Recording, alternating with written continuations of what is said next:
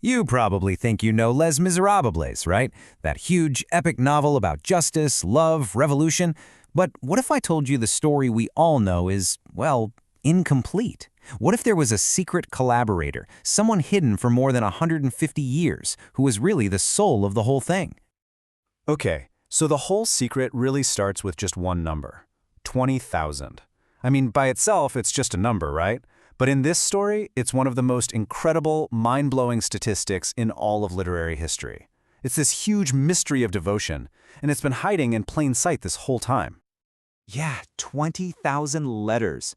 We're not talking emails or texts here.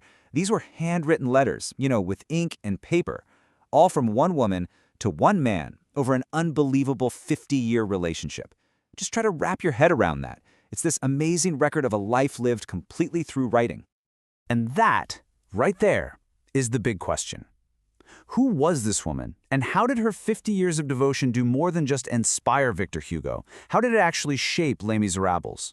Well, her name was Juliette Drouet, and trust me, her story is probably going to change the way you think about this masterpiece forever. All right, let's get into it. We are going to unpack the life of Juliette Drouet, this brilliant, passionate woman who lived and loved and wrote, all in the shadow of a literary giant. So on one hand, you've got Victor Hugo. I mean, the guy was a literary genius, a public figure, basically a national hero. And then, on the other hand, you have Juliette Drouet. She was a beautiful, really talented actress who was forced to give it all up for their love.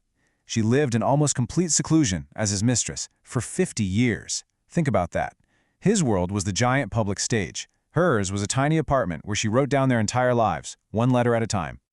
And the timeline of their relationship is just wild. It all starts in 1833. But get this, within just 1 year, a super jealous Hugo convinces her to give up everything. Her stage career, her friends, her independence, all of it, just to be devoted to him. And for the next 50 years, right up until she died, that's exactly what she did. She just poured her heart, her brilliant mind, and all her frustrations into this nonstop river of letters. And here's the thing. This wasn't just her obsession. Hugo himself is the one who told her to write and save every single letter. He didn't see them as just, love notes. To him, they were a crucial record of their life together. He literally called them his treasure. He knew that Juliette was the real historian of his life. Okay, so this is where it gets really important. This whole real-life story of sacrifice and being trapped, it wasn't just happening in the background while Hugo was writing Les Misérables. No way. The themes from Juliette's actual life, her suffering, her isolation, they bled right onto the pages of his masterpiece. I mean, just think about Fantine. She's one of the most heartbreaking characters in the whole novel, right? She's this woman who loses absolutely everything. Her reputation, her dignity, even her own body, all because society just throws her away. Her story is this incredibly powerful statement about social injustice. Okay, now listen to what Juliette wrote in one of her own letters. Because she was totally dependent on him for money and trapped by his jealousy, she wrote about wanting to free herself from a slavery that was crushing her heart and her mind. See the connection?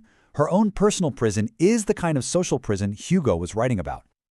And it's not just Fantine either. What about the main hero, Jean Valjean?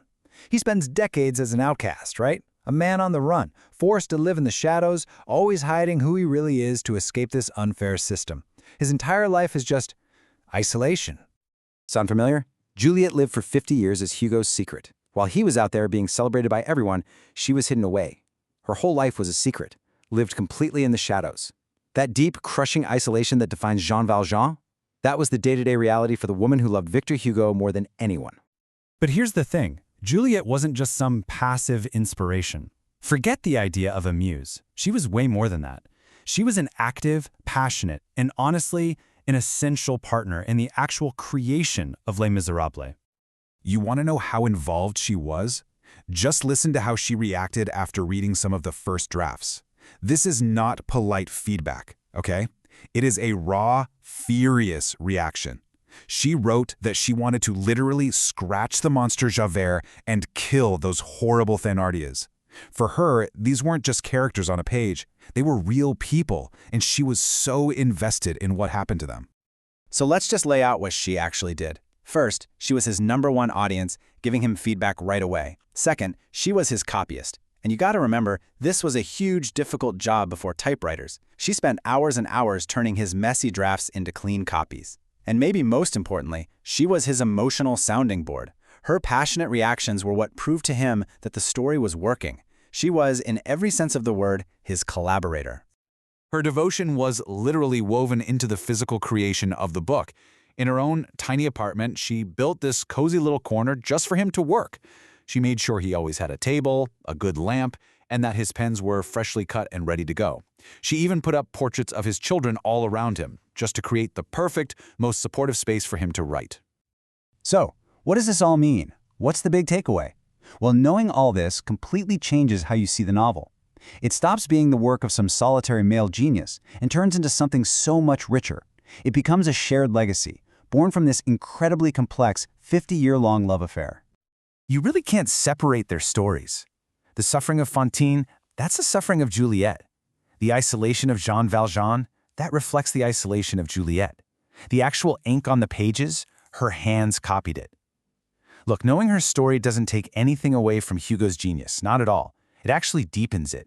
It helps us understand the incredible, powerful human love story that was fueling his art the whole time. And that really leaves us with one big final question to think about.